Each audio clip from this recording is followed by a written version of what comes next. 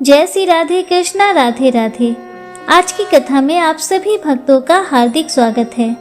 भगवान श्री हरि विष्णु और भगवान महादेव की कृपा से आपकी समस्त मनोकामनाएं पूर्ण हो। आज हम लोग श्रवण करेंगे पौष मास की कथा का चौथा अध्याय। और आज के अध्याय के श्रवण से पहले हम लोग रसपान करेंगे भगवान श्री कृष्ण और उनके एक सच्चे भक्त की बहुत ही पावन कथा का।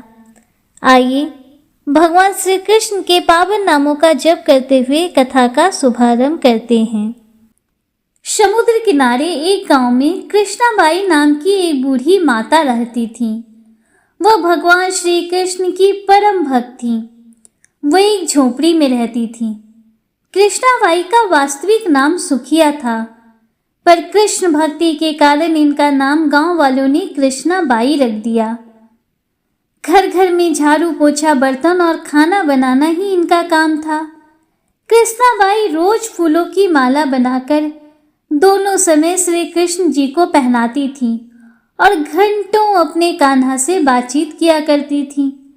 गांव के लोग यही सोचते कि बुढ़िया पागल है। एक रात श्री कृष्ण जी ने अपनी भक्त कृष्णाबाई से कहा कि कल बहुत बड़ा भूचाल आने वाला है, तुम यह गांव छोड़कर किसी दूसरे गांव में चली जाओ। अब क्या था, मालिक का आदेश था।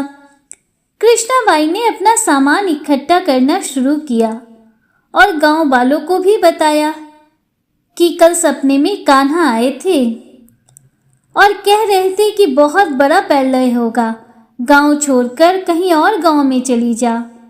अब लोग कहाँ मानते उस बूढ़ी पागल की बात। जो सुनता वही जोर जोर ठाके लगाता। इतने में बाई ने एक बैलगाड़ी मंगाई और अपने कान्हा की मूर्ति ली और सामान की गठरी बांधकर गाड़ी में बैठ गई। लोग उसकी मूर्खता पर हंसते रहे। बाई जाने लगी। अपने गांव की सीमा पार कर अगले गांव में प्रवेश करने ही वाली थी कि उसे भगवान श्री कृष्ण की आवाज आई, अरे पगली, अपनी झोपड़ी में से वह सुई तो ले आ जिसे तू माला बनाकर मुझे पहनाती है। यह सुनकर माई बेचैन हो गई और तड़प गई कि मुझसे यह भारी भूल कैसे हो गई। अब मैं कान्हा जी की माला कैसे बनाऊंगी।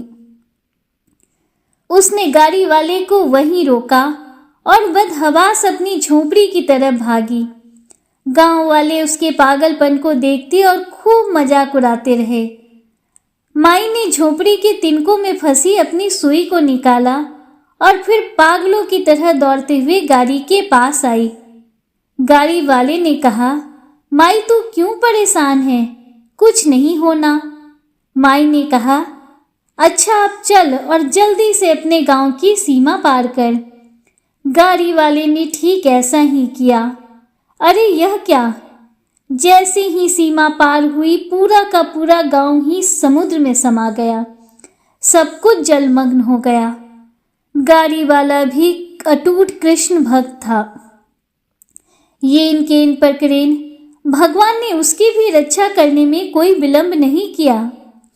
दोस्तों, इस कहानी से हमें यही शिक्षा मिलती है कि प्रभु जब अपने भक्त की मात्र एक सुई तक की इतनी चिंता करते हैं तो वह अपने भक्त की रक्षा के लिए कितना चिंतित होते होंगे। जब तक उस भक्त की एक सुई उस गांव में थी, पूरा गांव बचा था। इसलिए कहा जाता है कि भरी बदरिया पाप की, बरसन लगे अंगार, संत न होते जगत में जल जाता संसार। अर्थात अगर इस दुनिया में संत एवं अच्छे व्यक्ति न होते तो ये संसार कब का समाप्त हो गया होता। प्रेम से बोलिए भगवान जय श्री राधे कृष्णा। हर हर महादेव। दोस्तों, आइए पौष मास की कथा में आज के अध्याय का शुभारंभ करते हैं। दोस्तों, पौष मास महात्म्य के पिछले अध्याय में आपने सुना कि किस तरह भगवान शंकर के कहे अनुसार माता पार्वती ने उत्तम पुत्र पाने की लालसा के लिए पुण्यक व्रत को किया। आइए आज की कथा में रसपान करते हैं कि माता पार्वती से प्रसन्न होकर श्री हरि ने उन्हें किस तरह पुत्र का वरदान दिया। और किस विधि से माता पार्वती को पुत्र रत्न की प्राप्ति हुई। श्री नारायण कहते हैं, हे नारद, पार्वती द्वारा किए गए उस स्तवन को सुनकर करुणानिधि श्री कृष्ण ने पार्वती को अपने उस स्वरूप के, जो सबके लिए अदृश्य और परम दुर्लभ है, दर्शन कराए। उस समय पार्वती देवी स्तुति करके अपने मन को एकमात्र श्री कृष्ण में ध्यान लगाकर संलग्न थी। उन्होंने उस तेजो राशि के मध्य सबको मोहित करने वाले श्री कृष्ण के स्वरूप के दर्शन किए। वो एक रत्नपूर्ण मनोरम आसन पर, जो बहुमूल्य रत्नों का बना हुआ था, जिसमें हीरे जड़े हुए थे और जो मणियों की मालाओं से शोभित था, विराजमान था। उसके शरीर पर पीतांबर सुशोभित था। हाथ में वंशी शोभा दे रही थी। गले में वनमाला की निराली छटा थी। शरीर का रंग श्याम था। रत्नों के आभूषण उसकी शोभा बढ़ा रहे थे। उसकी किशोर अवस्था तथा वेशभूषा विचित्र थी। उसके ललाट पर चंदन की खीर लगी थी। मुख पर मनोहर मुस्कान खेल रही थी। वह वंदनीय स्वरूप शरद ऋतु के चंद्रमा का उपहासक तथा मालती की मालाओं से युक्त था। उसके मस्तक पर मयूर पिच की अनोखी छवि थी। कोपांगनाएं उसे घेरे हुए थीं। वह राधा के वक्षस्थल को उद्भाषित कर रहा था। उसकी लावण्यता करोड़ों कामदेवों को मात कर रही थी। वही लीला का धाम मनोहर, अत्यंत प्रसन्न, सबका प्रेम पात्र और भक्तों पर अनुग्रह करने वाला था। ऐसे उस रूप को देखकर सुंदरी पार्वती ने मन ही मन उसी के अनुरूप पुत्र की कामना की और उसी क्षण उन्हें वह वर प्राप्त भी हो गया। इस प्रकार वरदानी परमात्मा ने पार्वती के मन में जिस जिस अभिष्ट वस्तु की कामना थी, उसे पूर्ण करके देवताओं का भी अभिष्ट सिद्ध किया। तत्पश्चात वह तेज अंतर ध्यान हो गया। तब देवताओं ने कृपा परवश हो सनत कुमार को समझाया और उन्होंने उन उमा रहित दिगंबर शिव को प्रसन्नचित वाली पार्वती को लौटा दिया। फिर तो विश्व को आनंदित करने वाली दुर्गा ने ब्राह्मणों को अनेक प्रकार के रत्न तथा भिक्षुओं और बंदियों को सुवर्ण दान किए। ब्राह्मणों, देवताओं तथा पर्वतों को भोजन कराया। सर्वोत्तम उपहारों द्वारा शंकर जी की पूजा की।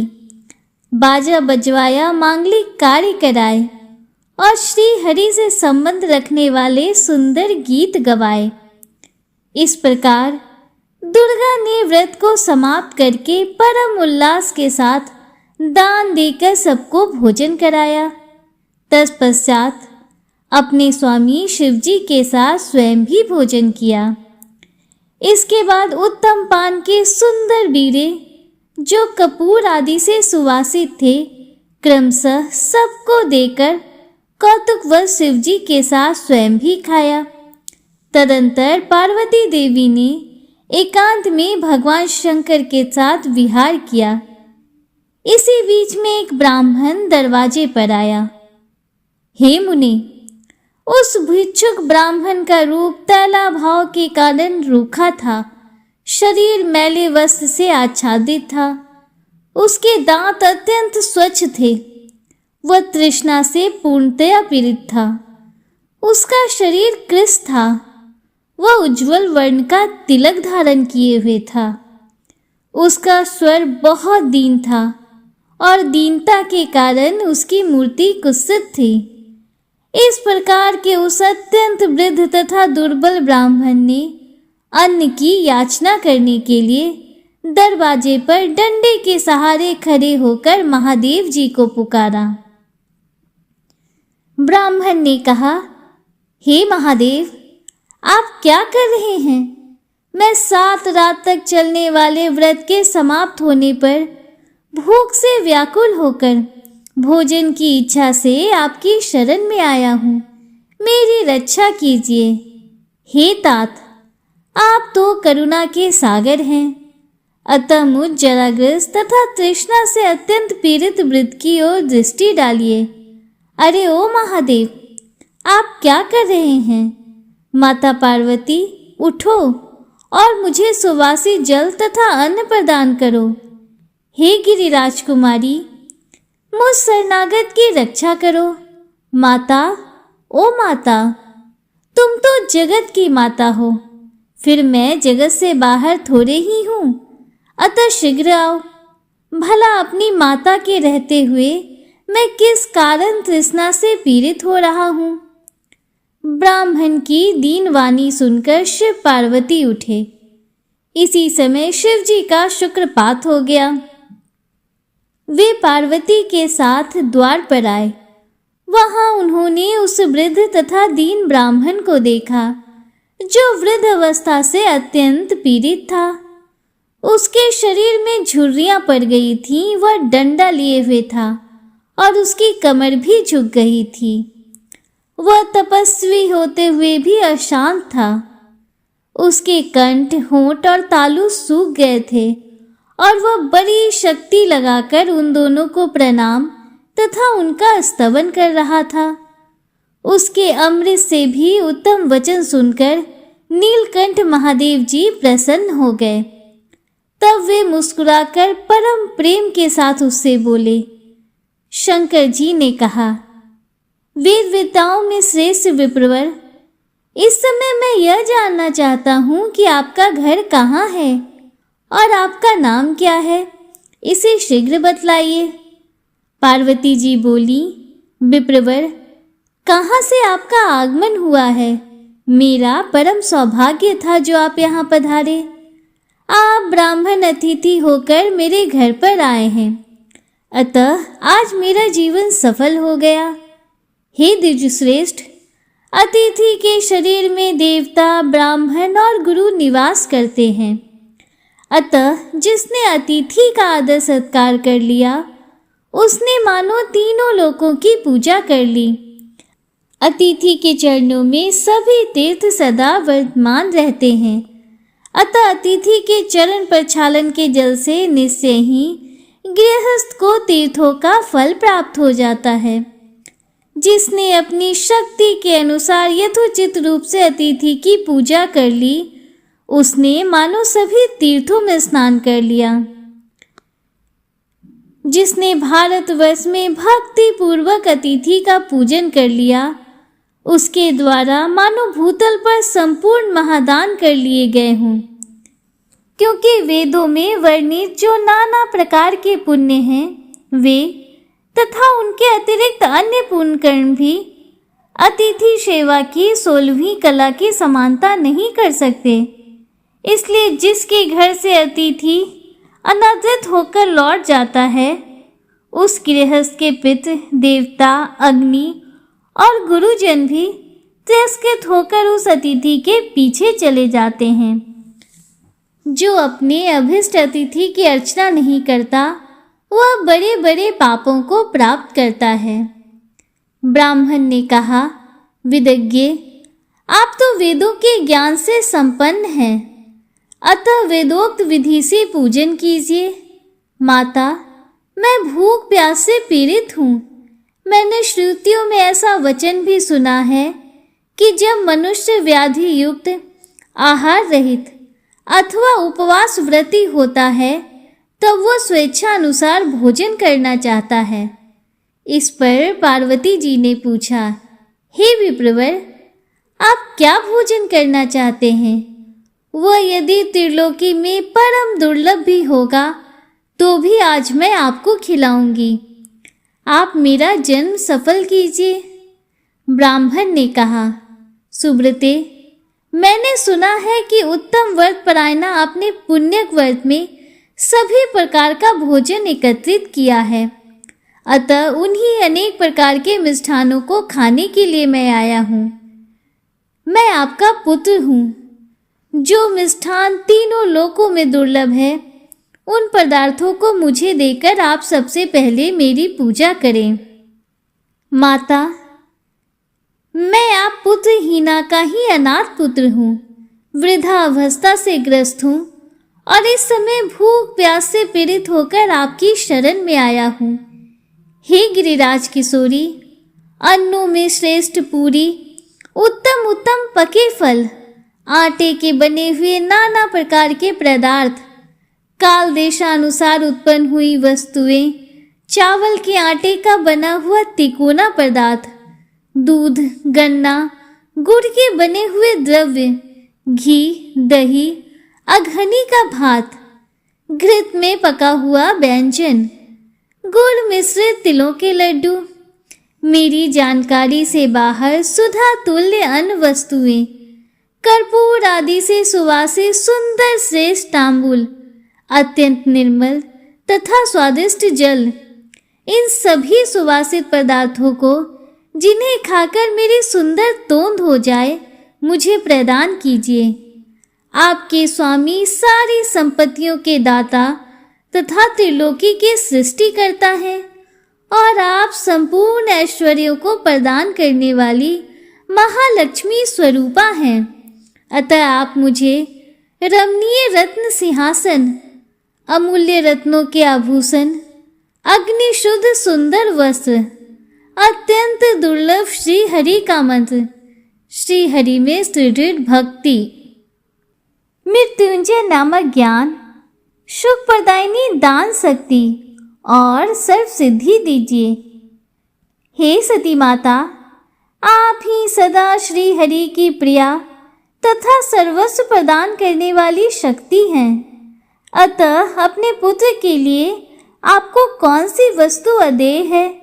मैं उत्तम धर्म और तपस्या में लगे हुए मन को अत्यंत निर्मल करके सारा कार्य करूंगा, परंतु जन्म हेतु कामनाओं में नहीं लगूंगा, क्योंकि मनुष्य अपनी इच्छा से कर्म करता है। कर्म से भोग की प्राप्ति होती है।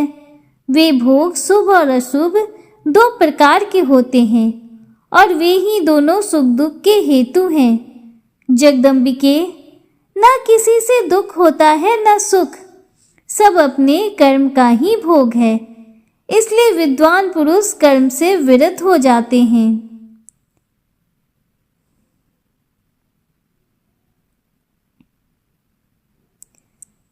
सत्पुरुष निरंतर आनंद पूर्वक बुद्धि द्वारा हरि का स्मरण करने से, तपस्या से तथा भक्तों के संग से कर्म को ही निर्मूल कर देते हैं, क्योंकि इंद्रिय और उनके विषयों के संयोग से उत्पन्न हुआ सुख तभी तक रहता है जब तक उनका नाश नहीं हो जाता, परंतु हरि कीर्तन रूप सुख सब काल में वर्धमान रहता है। हे सती देवी, हरि ध्यान परायण भक्तों की आयु नष्ट नहीं होती, क्योंकि काल तथा मृत्युंजय उन पर अपना प्रभाव नहीं डाल सकते। संपूर्ण सिद्धियों का ज्ञान प्राप्त करके स्वच्छंदता पूर्वक वे सर्वत्र गामी होते हैं। हरि भक्तों को पूर्व जन्म का स्मरण बना रहता है। वे अपने करोड़ों जन्मों को जानते हैं और उनकी कथाएं कहते हैं। वे स्वयं तो पवित्र होते ही हैं, अपनी लीला से दूसरों को तथा तीर्थों को भी पवित्र कर देते हैं। इस पुण्य क्षेत्र भारत में वे परोपकार और सेवा के लिए भ्रमण करते रहते हैं। वे वैष्णव जिस तीर्थ में काल मात्र भी ठहर जाते हैं, तो उनके चरण स्पर्श से वसुंधरा तत्काल ही पवित्र हो जाती है। जिन मनुष्यों को भक्तों का दर्शन अथवा आलिंगन प्राप्त हो जाता है, वे मानो समस्त तीर्थों में भ्रमण कर चुके और उन्हें संपूर्ण यज्ञों की दीक्षा मिल चुकी है। हे सती पार्वती, भक्तों के संग से प्राणियों के हृदय में भक्ति का अंकुर उत्पन्न होता है और भक्तिहीनों के दर्शन से वह सूख जाता है। इसलिए हे अंबिके, मुझे सदा नारायण के चरणों में भक्ति प्रदान कीजिए, क्योंकि विष्णु माए, आपके बिना विष्णु में भक्ति नहीं प्राप्त होती। आपकी तपस्या और पूजन तो लोक शिक्षा के लिए है, क्योंकि आप नित्य स्वरूपा सनातनी देवी हैं और समस्त कर्मों का फल प्रदान करने वाली हैं। प्रत्येक कल्प में श्री कृष्ण गणेश रूप से आपके पुत्र बनकर आपकी गोद में आते हैं। ऐसा कहकर वे ब्राह्मण तुरंत ही अंतर ध्यान हो गए। वे परमेश्वर इस प्रकार अंतर्हित होकर बाल रूप धारण करके महल के भीतर स्थित पार्वती की शैया पर जा पहुँचे और जन्मे हुए बालक की भांति घर की छत के भीतरी भाग की ओर देखने लगे। उस बालक के शरीर की आभा शुद्ध चंपक के समान थी। उसका प्रकाश करोड़ों चंद्रमाओं की भांति उद्दीप्त था। सब लोग सुखपूर्वक उसकी ओर देख सकते थे। वह नेत्रों की ज्योति बढ़ाने वाला था। कामदेव को विमोहित करने वाला उसका अत्यंत सुंदर शरीर था। उसका अनुपम मुख शारदीय पूर्णिमा का उपहास कर रहा था। सुंदर कमल को तिरस्कृत करने वाले उसके सुंदर नेत्र थे। ओष्ठ और अधरपुट ऐसे लाल थे कि उसे देखकर पका हुआ बिंब फल भी लज्जित हो जाता था। कपाल और कपोल परम मनोहर थे। गरुड़ के चोंच की भी निंदा करने वाली रुचिर नासिका थी। उसके सभी अंग उत्तम थे। त्रिलोकी में कहीं उसकी उपमा नहीं थी। इस प्रकार वह रमणीय शैया पर सोया हुआ शिशु हाथ पैर उछाल रहा था। ओम श्री हरि विष्णु। दोस्तों, पौष मास महात्म्य में आज की कथा का समापन हुआ। कल के अध्याय में हम लोग श्रवण करेंगे कि वह अनुपम बालक कौन था जो पार्वती माँ की शैया पर जाकर लेट गया। दोस्तों, पौष मास की कथा में आज के अध्याय का समापन हुआ। उम्मीद करती हूँ कि इससे आगे के अध्याय के श्रवण के लिए आप कल भी हमारे साथ जुड़े रहेंगे। अगर वीडियो आपको थोड़ी सी भी अच्छी लगी हो तो वीडियो को लाइक कीजिए, दूसरों के साथ शेयर कीजिए, कमेंट में हर हर महादेव, जय श्री राधे कृष्णा जरूर लिखिए। अगर आप हमारे चैनल पर पहली बार आए हैं तो चैनल को सब्सक्राइब कीजिए, बेल आइकन जरूर प्रेस कीजिए, जिससे आगे भी आपको ऐसी ही रोचक जानकारियाँ मिलती रहें। मिलते हैं आपसे अगले वीडियो में, तब तक के लिए हर हर महादेव, जय श्री राधे कृष्णा, राधे राधे, जय माता दी।